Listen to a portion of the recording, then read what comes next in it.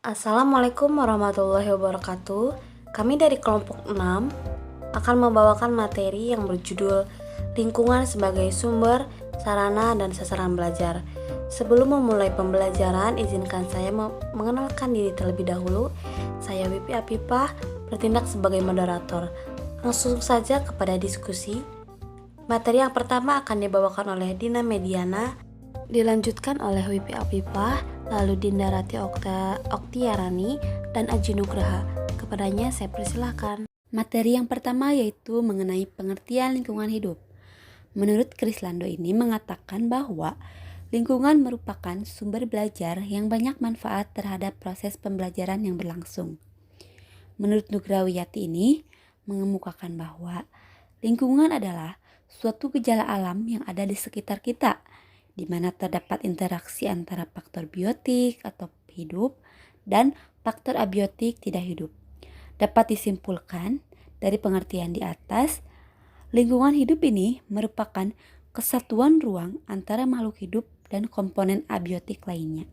Selanjutnya yaitu materi mengenai lingkungan sebagai sumber belajar.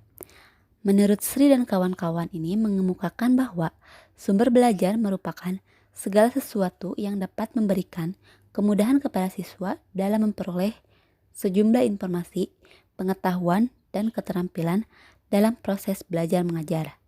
Tentu saja guru bukan satu-satunya sumber belajar, namun lingkungan juga merupakan sumber belajar yang kaya dan menarik untuk siswa. Lalu, di sini ada jenis-jenis lingkungan sebagai sumber belajar. Yang pertama itu ada lingkungan sosial, di mana lingkungan sosial ini tepat untuk digunakan dalam mempelajari ilmu-ilmu sosial dan kemanusiaan. Yang kedua itu lingkungan alam. Lingkungan alam ini berkenaan dengan segala sesuatu yang bersifatnya alamiah seperti keadaan geografi, iklim, suhu, udara, musim, dan lain sebagainya. Lingkungan alam ini tepat digunakan untuk bidang studi ilmu pengetahuan alam. Nah, yang terakhir itu ada lingkungan buatan.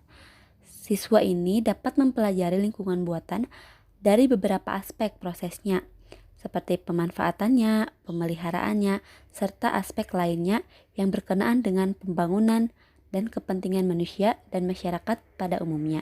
Selanjutnya yaitu pemanfaatan lingkungan sebagai sumber belajar. Yang pertama ada menumbuhkan aktivitas belajar siswa.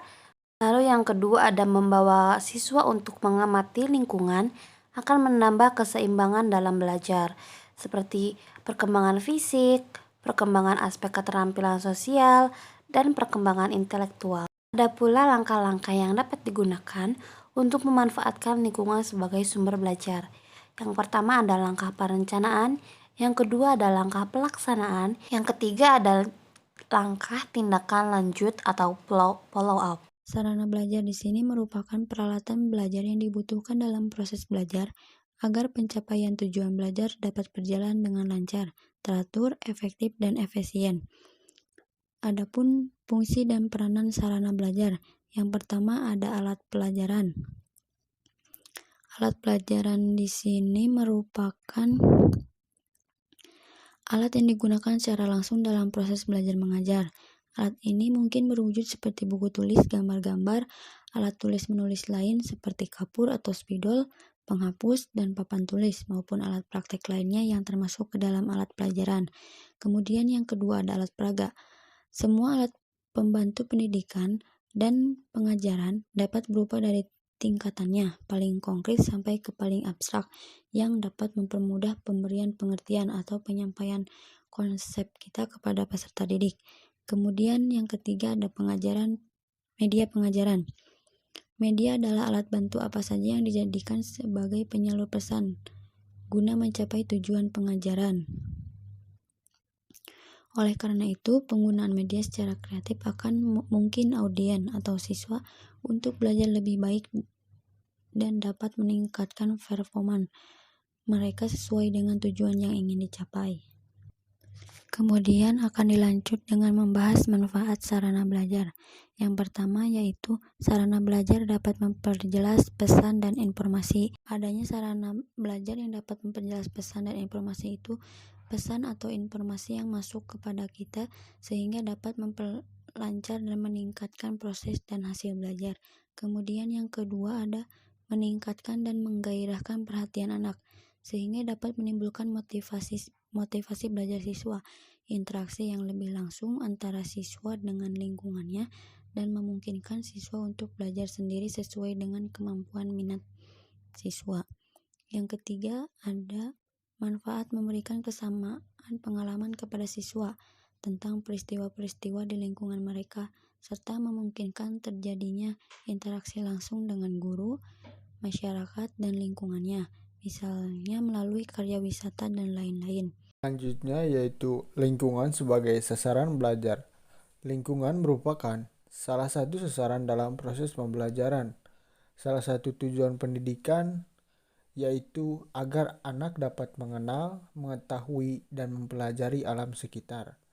Jadi, segala sesuatu yang ada di sekitar anak, termasuk lingkungan, merupakan objek belajar yang akan diajarkan kepada anak didik, atau dengan kata lain, lingkungan merupakan sasaran belajar bagi anak. Materi demi materi telah disampaikan, langsung saja pada kesimpulan. Lingkungan hidup merupakan segala sesuatu gejala alam yang ada di sekitar kita, di mana terdapat interaksi antara faktor biotik atau hidup dan faktor abiotik atau tak hidup. Dan lingkungan tersebut sebagai sumber belajar yang banyak manfaat terhadap proses pembelajaran yang berlangsung.